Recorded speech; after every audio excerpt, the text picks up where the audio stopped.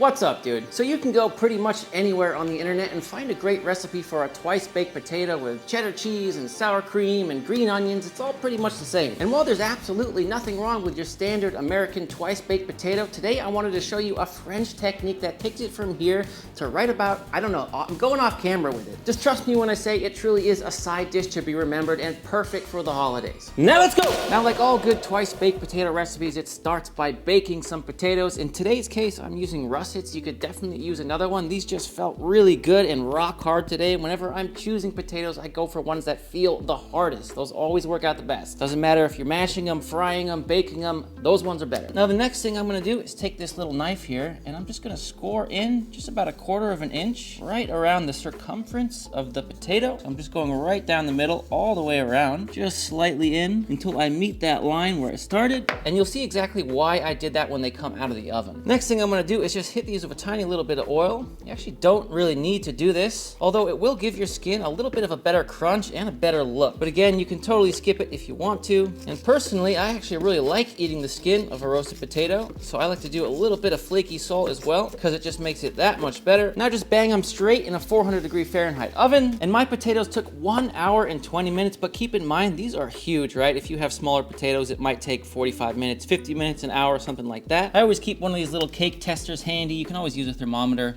Just slip in, right? Nice and fork tender, you can tell that it's done. And for a tool that costs next to nothing, it sure does come in handy whenever I'm cooking. Link in description. I just let these cool for about 10 minutes and you can see now where we made that line. And now because I made that split down the potatoes, check this out. No knife necessary, right? Even perfect pull apart. Because if you just roast them normally and then you try to slice them in half, a lot of the times the skin will break and pull down, and seeing how this is a vessel for twice baked potatoes, you really want it to stay intact. And now I'm simply just gonna take a spoon and start scooping out the flesh. And unfortunately, for the best texture, you gotta do this when it's nice and hot. You can definitely leave a little bit of flesh still here in this potato. In fact, I suggest that you do so it doesn't get too flimsy. And there's our shell. It only took about 20-30 seconds to hollow that out. And just keep it all in a nice bowl, all stacked up so it stays hot. For the next step, you're gonna wanna use a ricer. This is definitely a professional chef approved tool. Every chef I know has one, and it's a way to get a really great texture for potatoes. I'm gonna put in my hot potatoes, let that little thing fall down, and then we'll just squeeze them on through just like that. It's a very affordable tool. I'll have a link for this in the description, and just repeat that process with the rest of your potatoes.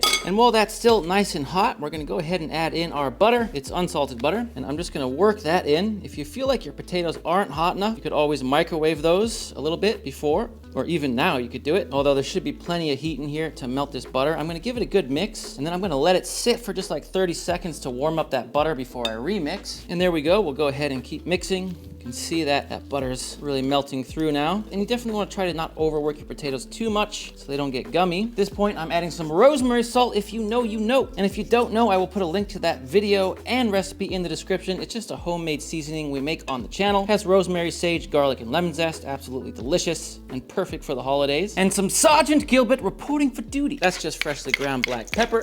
Do as much or as little as you like. Next, I'm going in with 4 egg yolks, and we're reserving 2 egg yolks for a little bit later. Let's go ahead and mix those through. Look at that, beautiful. Egg yolks and potatoes, match made in heaven. And we'll get those egg yolks nice and incorporated. Next, we're gonna add some fresh herbs. This is a combination of chives and parsley. If there's another kind of herb you really love, you could absolutely add it. And once those herbs are folded through, our mixture is complete. All we need to do now is get our mixture into a piping bag, and you can use any attachment you like, really. I'm just using this little star tip, and we're gonna plop it in. We're gonna fill it up. And for our next trick, we're gonna reduce a little cream just to make a simple cream sauce. And as that reduces, I'm gonna season it up a little bit. I'm using rosemary salt, touch of white pepper this time, because why not? It's a white sauce. I think white pepper is underrated. And all we wanna do is cook this down by about 2/3 until it really thickens up quite a bit. And there we go, there's a roughly 2/3 reduction. You can see that this is nice and thick. I'm gonna leave it right like this, but also I'm gonna finish it with a little bit of truffle oil. Whether you love it or hate it, that's up to you. You do not have to put it, definitely an optional ingredient, but I figured it'll be good here.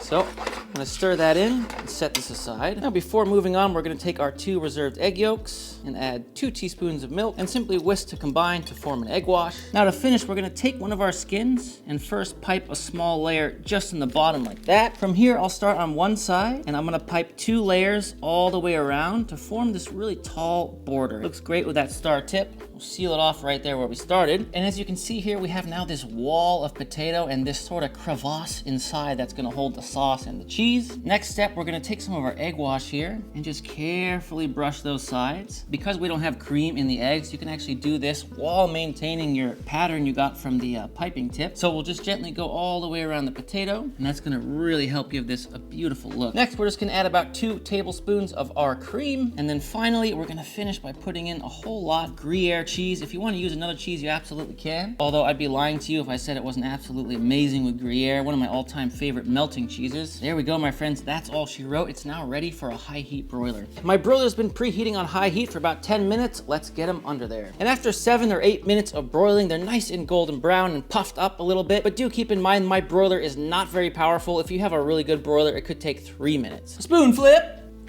And these are so awesome because as you scoop into it, the molten Gruyere cheese combines with that cream sauce, combines with the potato, and just becomes this goopy, heavenly, delicious, buttery mess of awesome. Hot, careful, it is hot. 8, 9, 10.